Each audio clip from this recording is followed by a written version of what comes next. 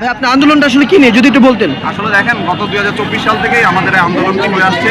এই রাজধানী যে স্বনামধন্য 7টি কলেজ রয়েছে তার সমন্বয়ে একটি বিশ্ববিদ্যালয় গঠনের। তো সরকার নীতিগতভাবে সিদ্ধান্ত নিয়েছে যে তারা ঢাকা সেন্ট্রাল ইউনিভার্সিটি নামের একটি ইউনিভার্সিটি গঠন করবে।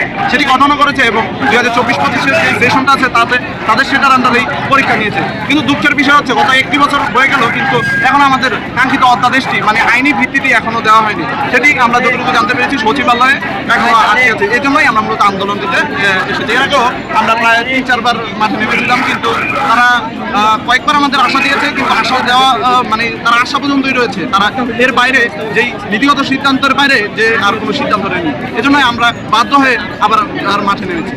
আচ্ছা, আপনাদের কর্মসূচি কয়দিন চলবে? আসলে এটা বর্তমানে আমাদের এটা অনির্দিষ্টকালের জন্য, যেহেতু 22 তারিখ থেকে নির্বাচনী এই প্রচারণা শুরু হয়ে যাবে, সে কারণে হয়তো আমাদের যত ধারণা যে কিছু আচরণবিধিতেও নিয়ন্ত্রণ চলে আসবে, তখন আর আমরা চাইলেও আমাদের অধিকারটি নিয়ে কথা বলতে পারবো না। এই পর্যন্ত সরকার থেকে বা আপনার ঢাকা ভার্সিটিতে কোনো আসছে যে আপনাদের ব্যবস্থা করে দিবেন? বলা হয়েছিল যে জানুয়ারির প্রথম 2টি উইকের মধ্যে আমাদের একটা ডিসিশন দিয়ে দেওয়া হবে, অধ্যাদেশ হয়ে যাওয়ার কথা। কিন্তু দুঃখজনক বিষয় হচ্ছে আমাদের অধ্যাদেশটি হলো না।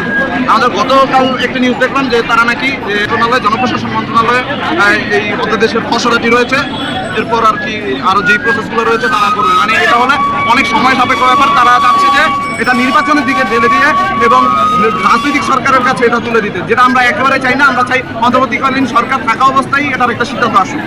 আচ্ছা, তো আপনারা আশাবাদী এটা হবে বা এমনকি আমরা শতভাগ আশাবাদী। আমাদেরকে অন্তর্বর্তীকালীন সরকারের উপদেষ্টা সাহেব বলেছেন যে তারাও এটার প্রতি একমত। তারা আমাদের বিরুদ্ধে না, তারা আমাদের পক্ষে, কিন্তু এটা সময় সাপেক্ষ বিষয়। কিন্তু সময়টা অতিরিক্ত হয়ে গেছে। এখন আমাদের কাছে একটাই পথ, হয় মরণ না হয় মুক্তি। এর বাইরে আমরা আর যেতে চাই না। নাম, কলেজ? আমার নাম মোহাম্মদ আব্দুর রহমান, সরকারি তিতুমির কলেজ ক্যাম্পাস।